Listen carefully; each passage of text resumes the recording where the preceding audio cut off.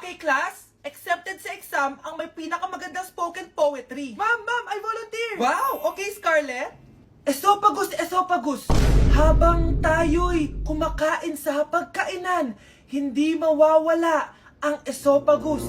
Mananatili yan panghabang buhay.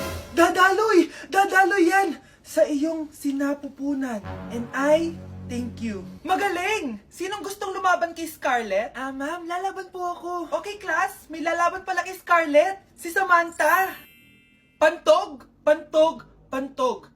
Kapag tayo'y umiihi, syempre, kailangan hindi mo mapigilan ang iyong ihi, syempre, para iwas bato, para iwas sakit, syempre, may point siya. Kaya kung ayaw mo yun, umihi ka na umihi, para yung pantog mo, hindi magkaaberya lang ganon. And I thank you. Okay, class, parehas silang magaling.